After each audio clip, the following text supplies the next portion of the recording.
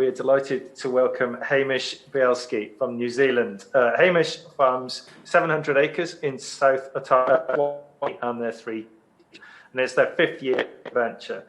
They've run an integrated sheep, beef and arable operation for the initial years, but are heading down the path of using regenerative farming principles and have decided 2,300 breeding, 200 trading cattle and no more.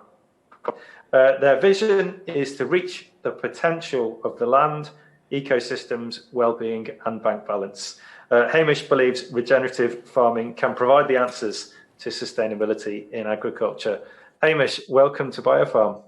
Oh, thank you. It's a privilege to be here. Well, quite excited. Thank you. Thank you very much for taking the time out of your busy schedule to talk to us. No problem at all. Pleasure. Okay, so we're ready to hear your presentation, please. Okay. Yeah, just lovely to be here to all the people in Ireland. I'd just like to start off by saying my link with Ireland, I guess, is my brother married an Irish girl, a McAllister, from near Dublin, and then the other link is my first rugby coach was Joe Schmidt when I was 13 years old, and we never lost a game, so he went on to some pretty high honours. What I want to start with is sort of my background and what gave us the big change. So 4 years ago, we had this annoying scientist from Australia come over and speak to a few New Zealand workshops, and I went along just to check it out, and it happened to be Dr. Christine Jones, and she basically wound me up all day and really convicted myself on some of the farming practices we were doing. And she sort of, I tried to prove her wrong or try to trap her all day, but by the end of the day, she had me. And one of her key messages was about profitability. So I went away after that. She gave me some links to have a look up on YouTube and etc. And I just went and spent the winter traveling around the world on YouTube, trying to understand how we can put those regenerative principles into our context here. So that's where we're at now, and 4 years on, it's been really challenging, but very encouraging, and the potential that has been shown is testament to what she said 4 years ago.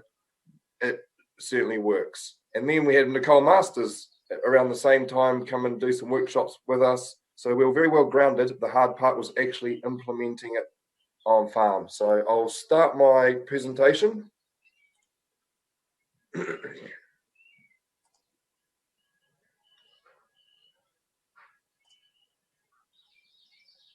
Right.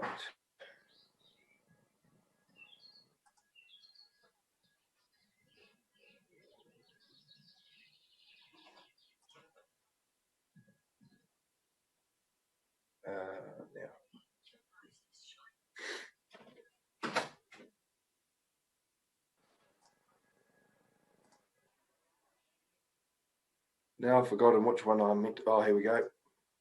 There we go. Can you see that okay? All right.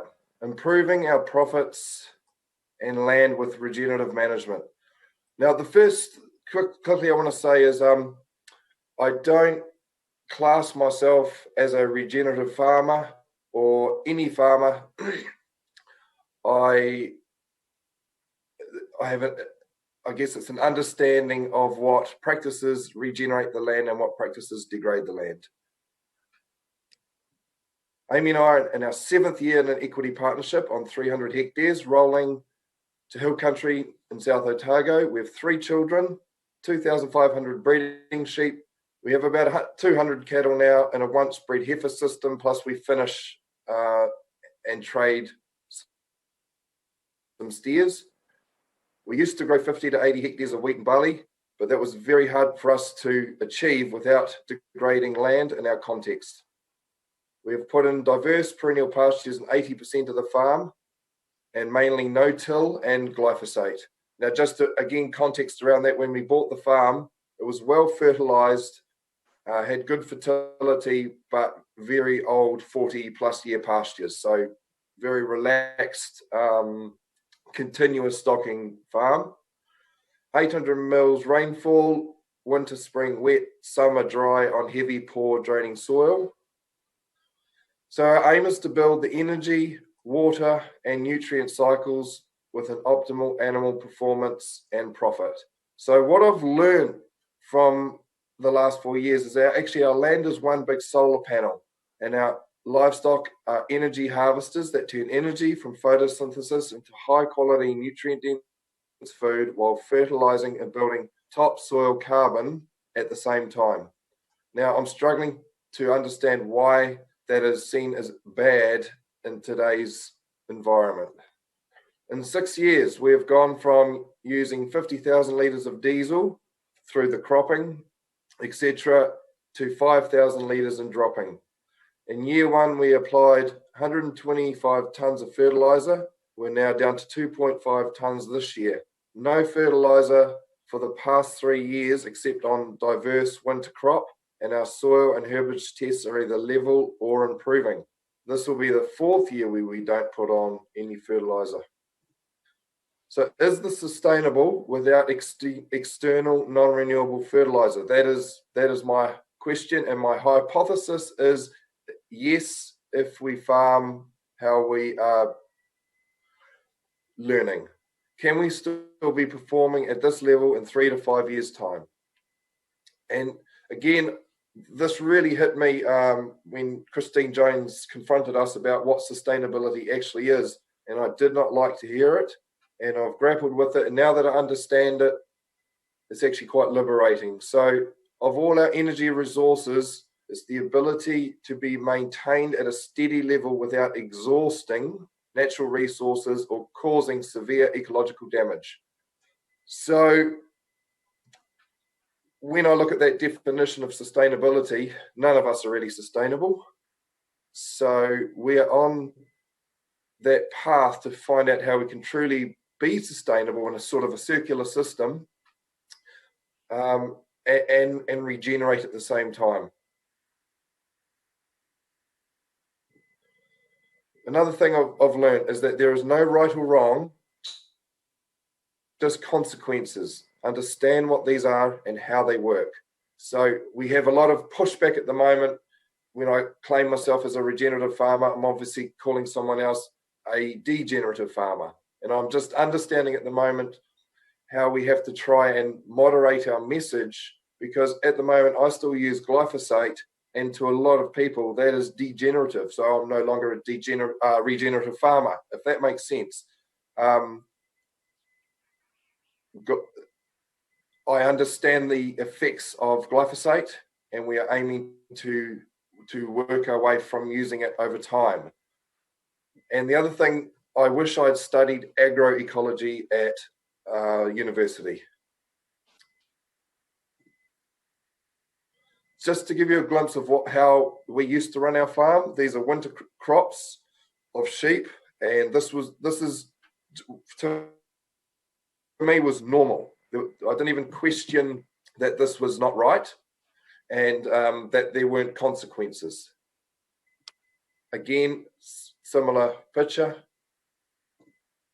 And this is actually not even through the winter. This is just the principle of having no bare soil after a 50 mil thunderstorm, after it's been worked up, going back into new pasture. That is the devastation that bare soil can deliver at any time of the year. And that is the outcome. So when in our area, I can just speak for myself, our water quality in our rivers are the bottom 25% of New Zealand, and haven't improved in 17 years, and are devoid in macroinvertebrates. So when I saw that, I was like, well, I'm responsible for that. So we started off ploughing, and we ploughed, and that is around this area best practice. That's just what you do. And we went to direct drilling, no till. Now that transition alone was difficult because in a wetter springs, you get a lot of slugs. We get compacted soil, and the direct drilling doesn't always work as well. So that's been a long period of learning there. And in our cropping program to a more of a regenerative approach, we actually started sowing clovers with our wheat, and that's just an example of what it was. But we only yielded about half the regular conventional way, and there's just no appetite for this type of grain in New Zealand. So I just gave it up. But actually, I thought it worked terribly well, and that's what it looks like with some Timothy and red clover in the mix.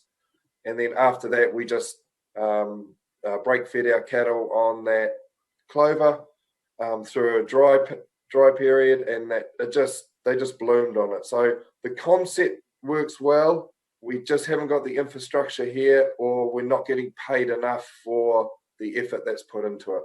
So that's a wee side note. So these are the new pastures that we're sowing in at the moment. About 12, 13 different plants. Chicory and plantain, I noticed talking with Nicole Masters before, you were asking about plantain and chicory and how they last. They don't last really. Plantain might go 3 years, chicory 2. And I don't think it's management. I just think it's the way they grow. And pasture is so powerful in its competitiveness. So as you'll see from here, this is a permanent pasture. And as you'll see in the photos ahead, often the pastures you'll see, this will be 5 years on. This is 5 years ago we did this. This is our winter cropping, and we add flowers like Phacelia and faba beans, etc., in to bring in beneficial insects. And we have just totally eradicated, or not eradicated, but the aphids and things are just not a problem anymore. And that's the sort of, with the Swedes and the turnips that we were growing our winter crops, that's what they look like.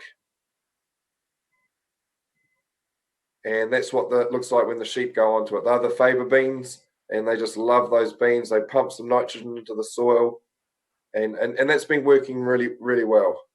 But the average yield for a winter crop down here is probably 13 to 15 tonne. We're only getting about 9 or 10 tonnes, so it does drop our yield, but I also think that's my management as well. I think I can do a lot better than that if I put a little bit more input into it. And this is after 25 millimeters or an inch of rain, and there's so much cover on top of the soil that it held the soil in place and limited the runoff into our waterways. And this is the regrowth in the spring from those winter crops which seeded. That's the plantain, prairie grass, Phacelia, and then that's what it looks like about a month or 6 weeks later. So we were regrazing that in the spring, and therefore our whole farm is now capturing solar energy and keeping topsoil on our farm, as well as rebuilding it after the winter crop. Now, this is my question was, if we're going to move away from winter cropping, which seems to be the trend or the direction of what the people want, we must grow more grass at very low cost. So in our first year when we got here, we grew 7,500 kgs of dry matter per hectare over the farm. Last year we grew 11,000 kgs of dry matter per hectare, and our aim is to grow 14 tonne and utilise 8. I don't know, that's just a figure that I'm just trying to get the point across, is how we can grow more and more pasture with less and less input and utilise less of it, which seems bizarre. So our costs are around 30 to 35% of gross farm income, compared to industry average of 50%. After we've paid ourselves, so it's Amy and I, we are making $950 a hectare to pay interest and tax. This is a 4% return on capital on land values of $15,000 per hectare. So I'm just trying to get some context around what's happening here, so maybe you can transfer that to your situation.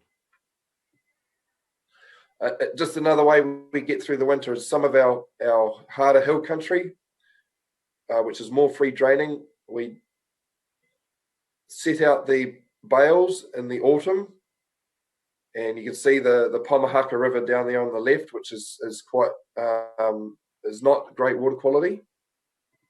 And this is what we do. We just break feed the cattle up the hill, and we roll these bales down. That's our wee boy Luke. He loves coming out.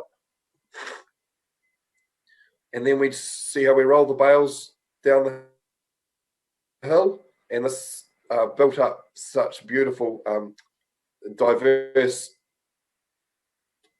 plants regerminated behind all those hay bales. And we're starting to see where the lines of bales are, you can still see a year later. So that was a really easy way of wintering our cattle. But the main way we winter our cattle was we just defer in the autumn, say the 1st of March for us. I think that's the 1st of September for you guys.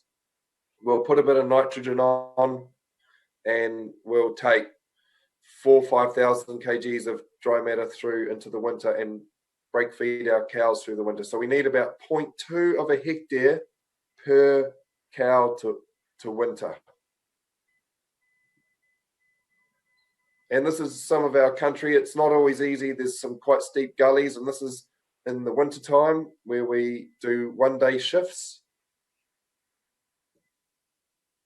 And what I want to demonstrate here is the power of nutrient distribution. So one of the biggest ways on our farms that the reasons why we need fertilizer is our nutrients get transferred to the best spots on the farm.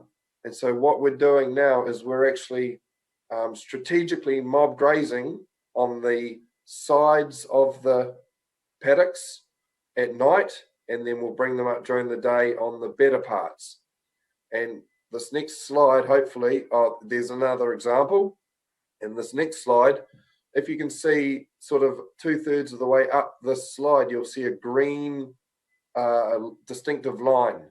Now that's a face that when we got here grew moss and poor species of pasture. When we first got here, we doubled the rate of fertilizer on the sides of the hills, and we halved it on the tops. I saw no difference. When we started strategically mob grazing our animals, we grew 4 times more feed. I don't even know how much more feed we grew, but when you can see it, it is significant. So for us, the keys to holistic planned grazing and high animal performance: the pasture should be fully recovered before seed head emergence, and grass tips should be pointed between 3 and 4 leaves. If pasture is eaten low, then eaten over a short time period. Over lambing is where we compromise this, where we spread out the ewes and lambs, the ewes for lambing. But when I say a short time period, maybe one day, if not 2 or 3 times a day. A holistic grazing plan is crucial to adjust for growing conditions, i.e. we range from a 20-day round now in the spring, once we get our ewes and lambs rotating, to a 50-day round in summer if it gets dry, and in the winter we're a 100-day round. When pasture starts to exceed demand, take paddocks out of the rotation and start back on the one that has recovered to keep it vegetative. Green leaf is living and active, and a large, diverse leaf area captures maximum solar energy for free, increases photosynthesis rate. So Christine Jones is very big on that. Seeded pastures no longer capturing energy. However, deferred grazed paddocks become stored summer dry feed or winter feed, and selectively graze this to maintain animal performance and trample the rest to help protect soil life. When we do this, the response after the animals have grazed it is mind-blowing. And then even a year on, those paddocks have gone to another level of performance. So for me, in my context, two key numbers are feed demand and supply per hectare in kgs of dry matter. I'm not sure what you guys work on in Ireland or other parts, but for example, in the winter, we'll drop to about 20 to 22 kilos of dry matter per hectare demand, and our pasture growth rate will be about 5 to 8. So we've got a big deficit for 3 months. That's why we have that 100-day grazing plan. At the moment, our pasture growth is about 70 to 80, and our demand is 45. So supply is outstripping. We're deferring pasture at the moment, paddocks at the moment. But interestingly enough, this year, because of our rotational grazing strategy, we've managed to buy 15% more stock units in cattle and ewes with lambs at foot because no one's got feed through September, October, and they were going well below market value. So we just jumped in and bought, and we will market over half the cattle by Christmas time. So 2 months they'll be on the farm and then gone. And we've also increased our heifers. So same with the ewes and lambs. A lot of them will be gone by January, which is our risk period. So our reward period is up to the longest day from lambing, and our risk period after that is we can get dry. High density grazing has been the game changer for us. Up to 4 shifts per day in late spring, but we average about 2. Usually around 50,000 kgs of live weight per hectare, and the animal impact is huge. I've never seen such response to our pastures and our land improvement. We wean lambs around 90 days. Lambs then go into one mob with cattle, and ewes are the other mob. And then, so we have about 2 weeks before Christmas when they're mobbed, and over Christmas holiday, we'll spread out lambs with cattle for 2 to 3 weeks to regain sanity. And the ewes will stay sort of in a mob, just in some bigger paddocks, so that, say, for example, my father-in-law can come and shift the ewes once every few days. So we really take the pressure off ourselves. Offload stock to reduce demand before pasture growth slows too much. And you must know your risk periods. What we're very guilty of is not understanding if we're going into a dry period or going into a cold period early. We will then start to offload once things start getting a bit serious and everybody's doing it. And then you can't. And so you're trapped with too many stock and your demand per hectare is too high. And therefore you have to bring in supplementary feed to keep your rounds long enough. So we will use sheep nuts, hay, or low rates of N fertilizer to get us out of tough seasons like drought. Poorly fed stock is not an option. I've learned the hard way. Don't be a purist. Transition takes time, sometimes a decade or more. The bigger the mob of ewes and lambs, the slower the start of the rotation. Ewes peak milk production is 3 weeks, so we aim to start sometime after the last lamb born. So if the last lamb's born on the end of September, we will start the rotation, aim to start the rotation by the 25th of October. This year, I really got a little bit keen, and I did it too early, and we have too many young stock in our tudus or young sheep, and it really checked that they got quite disrupted. So I took a hit on our lamb growth. Because we're building our ewe numbers, we bought a lot of young stock last summer.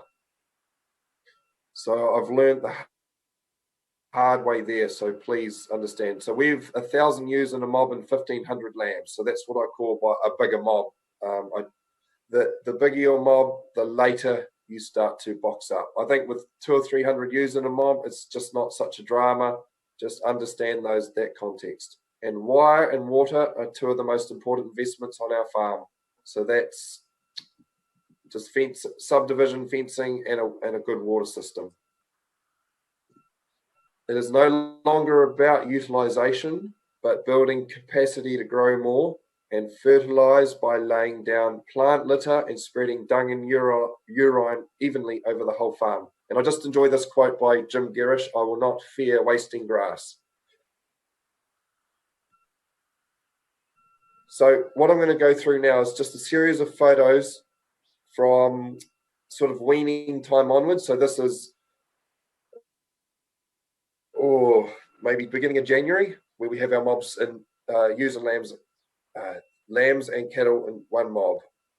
And this is the sort of clover that we're growing, and this is without fertilizer. I'm quite astounded at what we are seeing out on the farm. And that's sort of the density we were getting up to. And this is what the pasture will look like once the mob has left. So much litter is laid down. But also there is a fine line between having it too much and too seeded. It's quite hard to get that balance. So that's what I've been working with over the last 4 years to try and get that right. And for 2 or 3 years, I really struggled to get it right. It just beat me, and I started to lose animal performance. Again, that's another paddock. And what has also astounded me is how fast this plant litter gets worked into the system, how fast it disappears. Now, I just want to get Kevin to play this video, and I just want to show you what it looks like.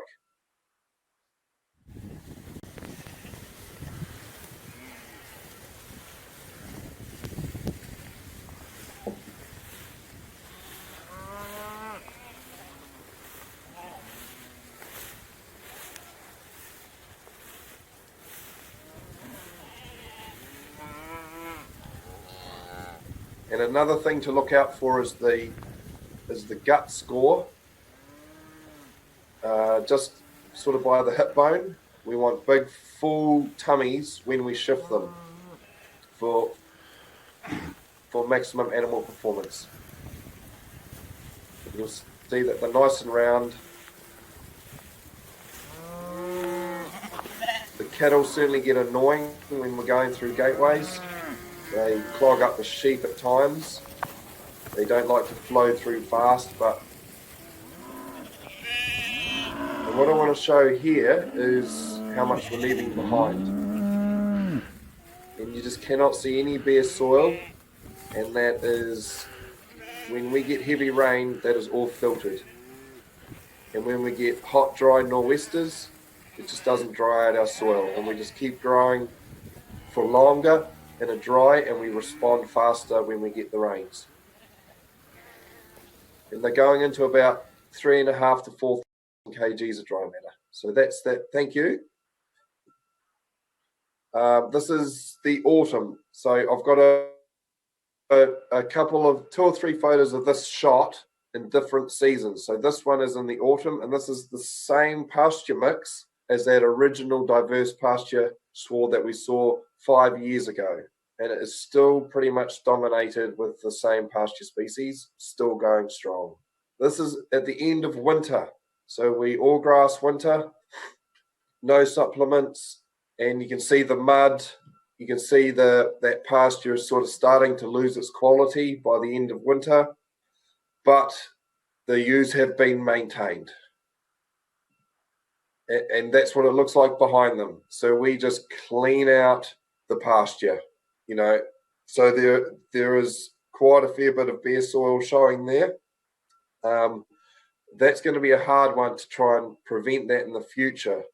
I don't like it, but it resets our pasture really nice setting into the spring. So it looks really dull there, and it is dull. It's wet, it's cold. And just to put some context around our weather, this year, I think was at the beginning of October, we had about 3 to 4 inches of snow over the farm. So that really hit some of our stock quite hard. And then after winter, we go into set stocking, and we will just spread the cattle through the ewes lightly and try and lamb onto, say, 1,200 kgs of dry, 1,300 kgs of dry matter. And then we start boxing up our ewes and lambs into the mob. So this is what it's starting to look like now. And this is what it looks like when we're shifting this mob. And this is just 2 days ago. Just to give you a context of what it looks like over here. Often a paddock this size, I'll actually cut it in half, but I obviously couldn't be bothered that day. So this is another video that we'll watch, and this is of the young stock, the ewe hoggets, and the second cycle ewes with their lambs plus some finishing yearling cattle. So go for it.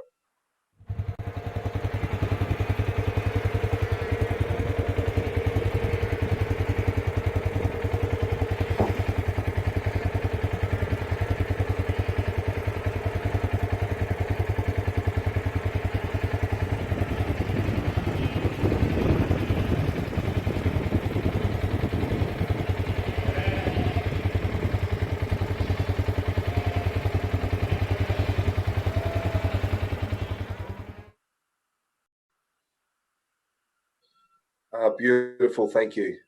And this is another video of our main mob of ewes and lambs with some heifers with calves. So this is quite crazy, really, but the way they get used to it is just amazing. So go for it, Kevin.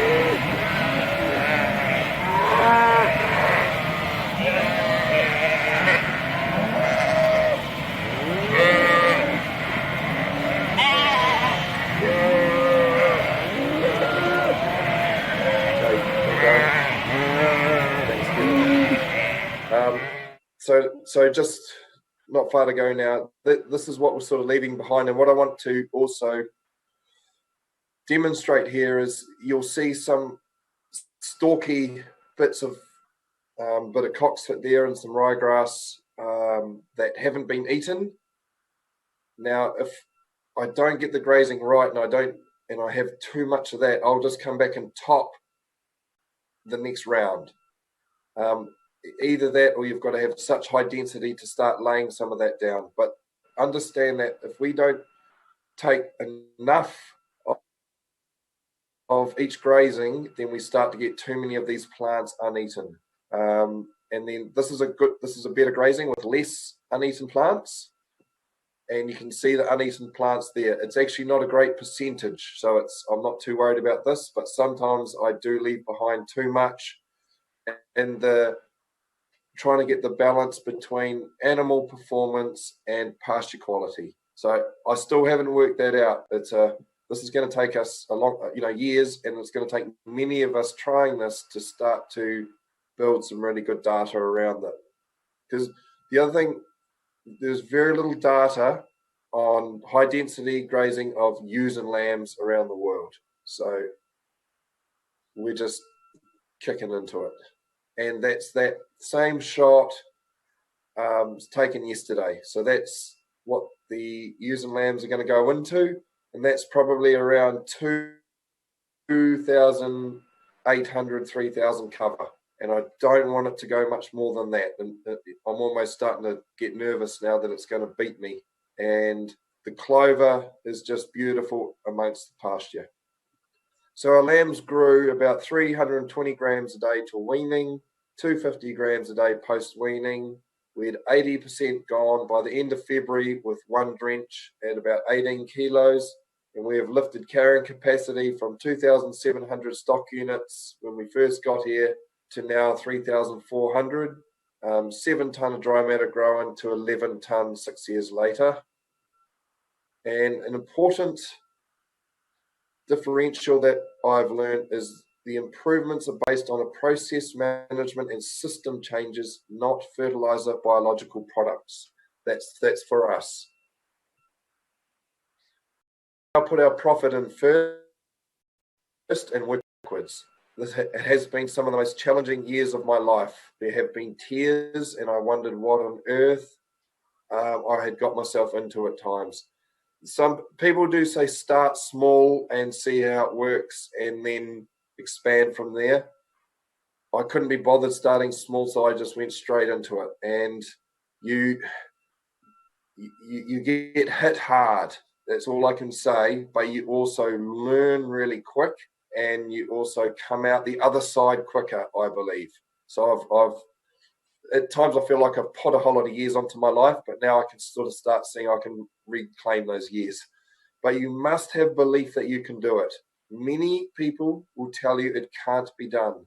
So it wasn't until the last 18 months we had Ian Mitchell-Winnis come over from South Africa and really give us some great education. Another lady up the road from us, Siobhan Griffin, who's also been a great mentor, along with Rick Cameron, have helped us to sort of implement the strategies. It's the execution which is hard. The knowledge and learning about it is easy.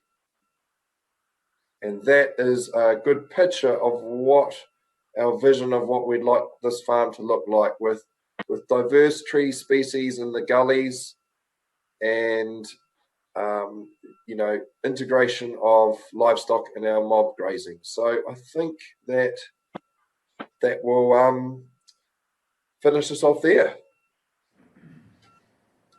Hamish, sorry, am I on? Yeah. Hamish, that was absolutely fantastic.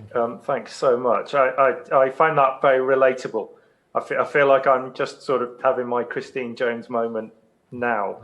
So it was interesting to hear you speak about those first steps and you having that day and going away and changing your mindset. What when you first decided that, when you first sort of the light bulb went off and you realised what Christine was saying was going to work for you, what were the first steps? What did you go away and do? And when you told your wife or your mates, what did they say? To be fair, my wife was onto this about 2 or 3 years before me, okay. But obviously you don't listen to your wife. And then so she had no problem with it. Our equity partners, our shareholders, they sort of never have got on board. It's too different. So it's been a bit of angst there, but they have been wonderful to let us just go and do it. So that hasn't been easy, but so many. You'll get very little encouragement. Okay, let's be clear. What has changed it? I think the organic farmers in the past have had very little support. Like my dad is now doing this on his wee little farmlet, and he wished he knew this 20, 30 years ago.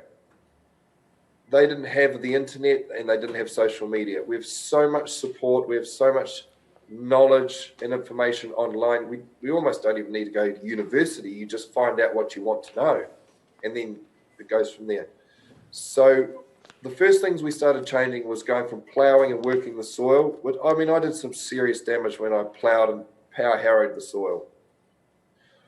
And we started direct drilling, diverse pastures and crops, and we started the mob grazing, from ewes and lambs onwards, as opposed to we used to set stock the ewes and lambs all the way up to weaning time. So 100 days of set stocking, if not longer. And they were our big changes. And then over the past 4 years, we've gone from, say, 4 mobs down to pretty much 2 or 3, But before 4 years ago, we had 10 mobs. So it's all about reducing mobs and getting those into an adequate or a timely rotation, depending on pasture growth rate. Okay. We've got a lot of questions coming in, so we'll get straight into those. Question from EG. What diverse winter crops are you putting in, and do you reduce stock numbers over the winter? We are just using a turnip swede base. So we just put in the same amount of turnips and swedes, and we just add those faba beans, phacelia, prairie grass, linseed, plantain, all at low rates. And that seems to have a really good effect. And so our stocking rate, like at the moment, we're probably 4,000 stock units plus lambs. So this is why I say understanding feed demand, understanding what each individual animal eats, and multiplying that over per hectare is a key figure to understand, because instead of getting worried about stocking rates and different formulas, if we understand what the animals eat and their requirements, so we have our main ewes, or our sheep, and our trading cattle are gone by winter. Our finishing lambs are off the farm pretty much by the end of March, so that's end of September for you, I think. And so we only got our skeleton capital stock on to then build feed through that last part of the autumn going into winter. So April and May are building feed, June, July, August are eating into that stockpile. Okay. And moving on from that then, how do you plan to increase from 11 tonnes DM per hectare to 14 tonnes? Just keep doing what we're doing. And I think the problem is, I find, is if we start going into a dry period or a period of poor growth, it's not reacting quick enough. Then you start your rotations getting too short. And so when the plants haven't recovered fully, you start reducing the amount of feed you can grow. So it's getting that understanding and that balance right, which I think will lead you to grow more grass. It's quite almost the opposite sort of thinking, isn't it? That you have to reduce stocking rate to grow more feed to then increase stocking rate. So it's a constant juggle. And yeah, if you've got some supplementary feed to bring into the system to tide you over, then yeah, no problem with that. But it's about the adjustments all the time that we're doing. And that's why I say the other day, 3 weeks ago, we bought 500 more stock units or 100 cattle and some ewes with lambs at foot. That was just an opportunity at the time, which we made within a day. Bang, away we go. And, we go to the sale, and they were struggling to give away cattle. So there are opportunities like that, and I'm sure it's the same in Ireland. So wherever in the world. Yeah, on the subject. Sorry. I just think if we carry on executing the grazing program, we should start to be able to grow more. And this spring was set up to be a good run regardless of weather, because last summer, autumn, we laid down a lot of litter. We almost wasted a lot. So it seems to build on itself. But then when you eat too far and you get too low in your pasture, you get into that downward spiral. So it's about trying to keep out of that downward spiral and always in a positive loop. I was just going to say, on the subject of cattle, your cattle on those videos, absolute credit to you. They looked fantastic. Question from Nick Bardsley. Do you see any alternative to herbicide in your system, e.g. the use of a roller?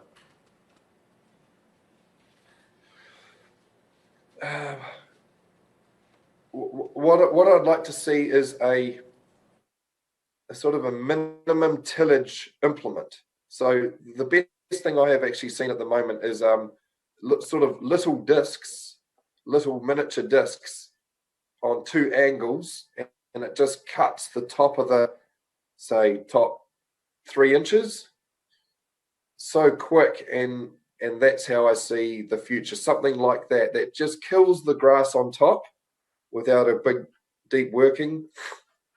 But as far as and I can see us not using herbicides in our system quite easily. That's no problem.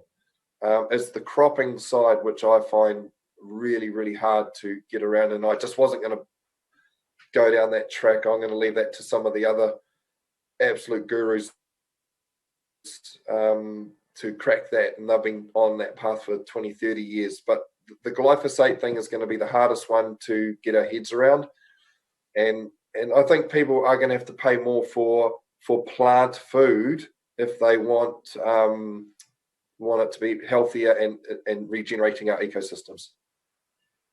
Okay. Question from Conor O'Leary. What are your pre and post grazing covers? And if you remove surplus, what cover do you mow down to? So at the moment, so the first round with our ewes and lambs are probably only going into 1,800, and we're coming out at 1,400.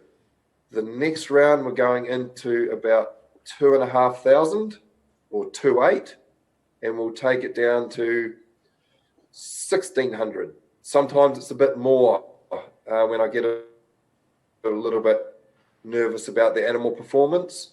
But if I go down to 1,800, often there's not enough plants eaten, so I'll come in and I'll mow that after the next round.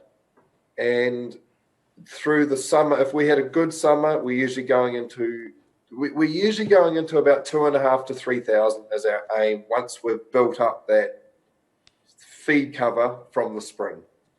And we don't like to eat any more than 1,500.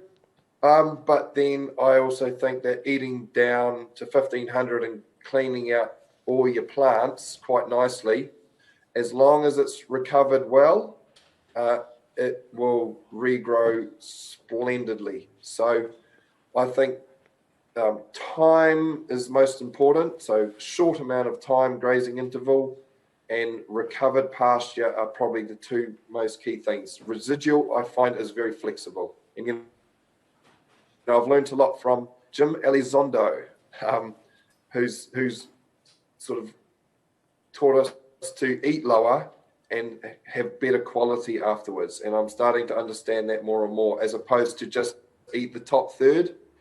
And it's your deferred grazing which actually starts to restore your soil and your farm for the following year. So I think there's something in the sabbatical rest. I think there is actually some really good reason behind that. And I don't know, I haven't really seen any research on it. Maybe there is, but I think the concept of that, or the principle of that, is really sound. So that's what I'd like to get more into going forward.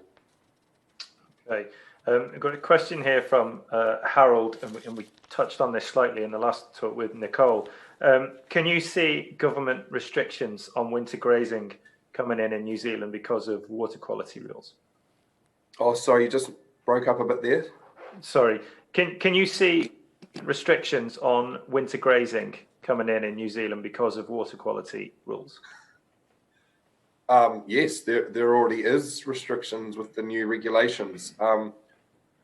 You know, the public don't want it. You know, the way that we're doing it. It does cause damage, no matter how you try and put it nicely. And I think we will need to have diverse winter crops that leave more plant litter behind. But when you look at the direction of the world, I think personally that we just won't be able to do it. If the regulation doesn't get it, environmental pressure, you know, from groups will eventually force government to be more harsh if it's not harsh enough. Hopefully that makes sense. But personally, I can see that disappearing with the intensity that we're doing it. Okay. Question from Stu. How many sheep are you running in a mob and how many cattle alongside? And how much grazing ground would they get? So that 1,000 ewes and 1,500 lambs are running at the moment with, I think, 20 heifers with their calves. Next year, that will be 60 or 50 heifers with their calves. And their area goes from 100 hectares when we start to maybe 70 hectares. So we defer 30 hectares. This year, we're not deferring as much. We've bought those other stock in, so they're taking up more of the land. And in the other mob, we have the hoggets and their lambs, plus the second cycle. So what we do is we separate the first cycle with the scanner and the second cycle, so they become two mobs. And the hoggets start lambing with the second cycle, same time, so they become one mob. But because they're a smaller mob, I have more cattle with them. So we might have up to 100, if not more, yearling or finishing cattle with that mob. And so they're sort of on a little bit more of the better country. And then we have our dry hoggets that didn't get a lamb. They're out the back, sort of on our gnarly gullies and river faces, which are a little bit more harder to get using lambs through those areas. It can be a nightmare trying to push mobs like that through tricky gates. And we get some flooding on our river flats, so if we end up being snookered with using lambs on those areas, it's a bit tricky. And a really good question here from Jack Healy. Have you seen any anti-parasitic benefits from the diverse swards and higher post-grazing covers? I don't know what it's from, but I know that we're drenching far less, although I had to drench the lambs a week ago because they just got a check because their mothers were disrupted too much. They obviously went off the milk or something, and the lambs got a check, and I just had to drench them. I panicked, whatever. But, you know, things like that happen. That's part of the lessons that we go through. But once you get in the flow or the rhythm of the grazing, I think the diverse pastures certainly help. But if you start running out of feed, eating lower, or feed quality goes off too much, the pressure comes on and parasites come in. So parasites are looking to pounce at any stage. I've seen glimpses of how we can do it with very minimal drenching.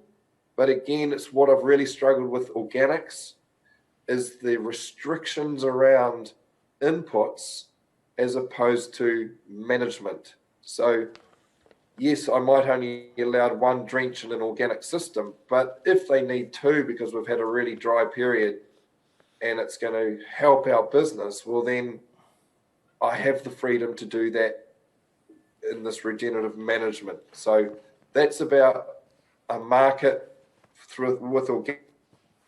You need some strict rules versus regenerative management, or the concept which allows us more flexibility. But if you get it right, the need for drenching diminishes significantly. We only drench our cattle once at the start of the spring, and then after that, they seem to be fine. They seem to be easy, a lot easier than lambs.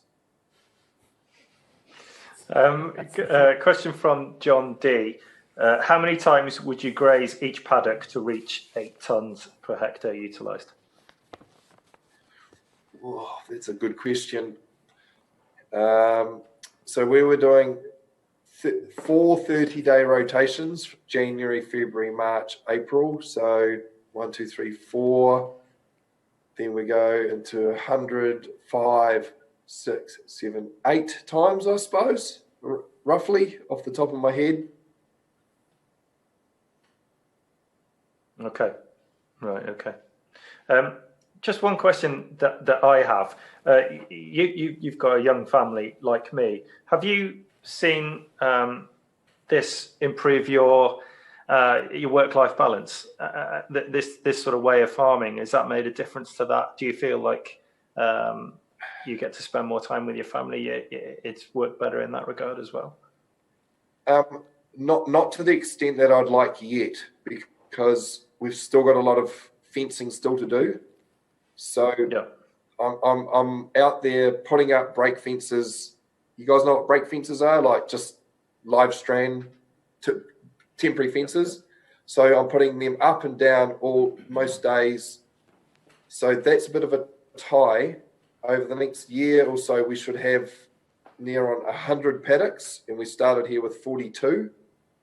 And when you only need to open a gate or put up a short temporary fence, then it becomes so much easier. So we want one of our big aims here is to work 3 hours a day, 15 hours a week, 20 hours a week. And I can see that being able to happen. But yeah, it's in that transition, it's quite messy and quite intense and time consuming. But that's why I say over the Christmas period, relax and regroup so that you can spend that time with the kids over the summer holidays without that intensity. Sean, have you got any questions you'd like to put? I do, yeah. Thanks, Hamish, and thanks, Will. Hamish, you mentioned that work-life balance, for example, and your work with the seeding crops and putting in the turnips and all that. Do you ever see a situation where when your soil becomes to that level that you still continue that, or could you go to a pure grassland system? Oh, our aim is to go pure grass. Okay. So this year's the first year we won't have a winter crop, and what I'm finding is we're so busy doing everything else, we're not concentrating or focusing on our grazing management well enough. So we're not making decisions fast enough. We're not tightening up our mobs. I can see that if we start executing that and just putting our time into that, the need for winter crops will disappear. Now, I do have a bit of an out. Our local grain farmer has about 20 hectares of oats that I can graze through the winter. So that's about 6 weeks grazing. So that is essentially a winter crop. It's cheating in a sense. But even without that, I think we could do it. And that's why I say that, say 20 units of N, nitrogen fertilizer in the autumn, can grow us an extra 15-20% more grass. The negative effect of that is minute or minimal compared to winter cropping. And so I put it on and then I just manage. So does that make sense that it's that whole building a feed surplus going into the winter, into the summer, and managing that? And if it's all I did all day was walk out the door and shifted the 2 mobs, come back, have a cup of tea, go to the beach, come back later, shift them again, then to me that's a wonderful picture of how I see farming in the future. And also just on that, if we can have, instead of relief milkers, which they have here, relief cow milkers, we could have relief mob shifters, neighbours just up the road who would just, come $100 a day and they'll shift your stock for you. So we just have to think a little bit different. Okay, thanks. And one other question, but I have to introduce one of my board members. Well, he was there a second ago. He's just been moved by the cameraman. Is Clive, who actually is very instrumental in the behind the scenes of BioFarm, because he tells me who to get a lot of the time. You got to get Gabe Brown or you got to get Nicole Masters. So we're going to talk to him in 1 second. But I have one question I wanted to ask you. You make hay. How high do you cut that hay if you're in a mixed species sward or biologically sound sward? I don't like to cut it too low. Yeah. But you don't want to cut it too high either, because then you have too much dead material that's hard to get onto the ground. Like Siobhan Griffin always says, you should lay down litter high enough that a worm can jump. So if we've got too much standing pasture, it just doesn't get into the system. And that's why topping isn't really the greatest, because it just stays on top and it oxidizes and it doesn't achieve too much, if you know what I mean. Whereas the ultimate is animals laying down that litter.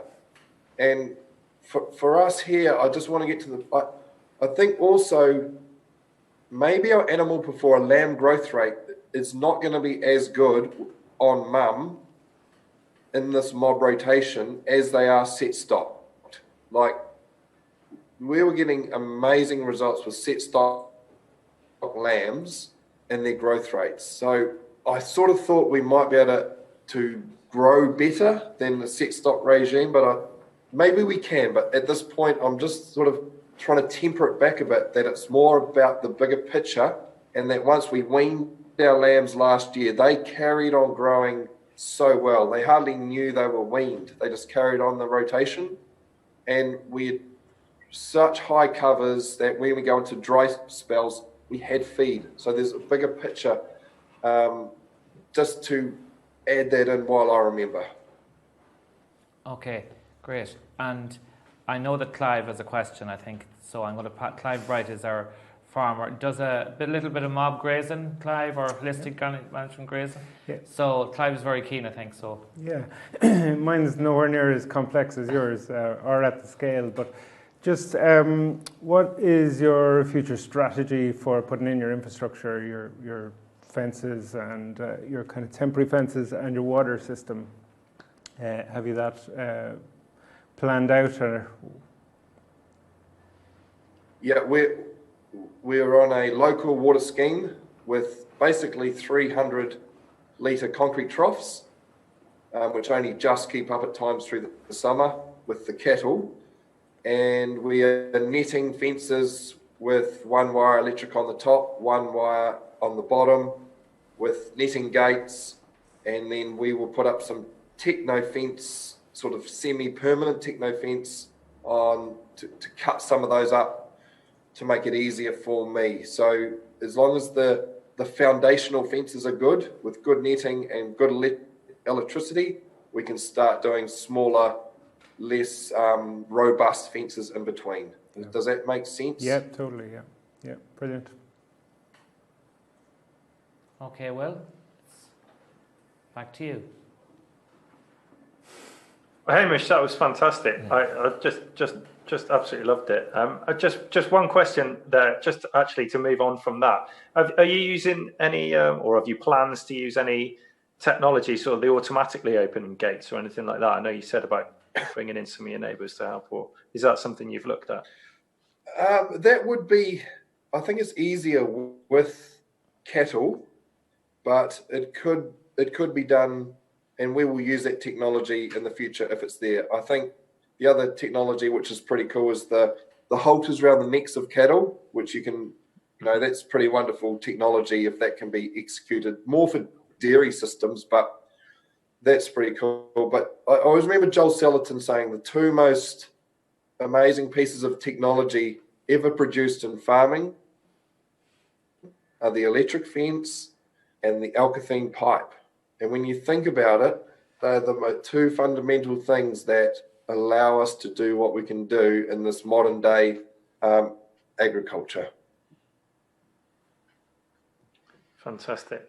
Well, if you've got no more questions, Sean, we'll let Hamish get back to his let Hamish get back to his cow. But that was absolutely fantastic, and thank you so much. And if anyone, I'm sure, has got further questions for you, are you available to answer questions via email or social media or anything like that? Yep. My email. Give my email address. That's no problem. Social media, I've sort of gone off Facebook for a while, but we do have a Facebook farm, Rehoboth Farm. But I've been I haven't checked that much. But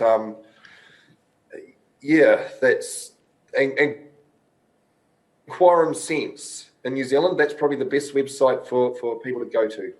Quorum Sense, which has got so much good stuff on their website to check out. Fantastic. Well, thanks again. Thank you for speaking to us, and take care. Thanks, Hamish. No worries. I better go and listen to your podcast now, Will. Got it now. Subscribe. Yes, please.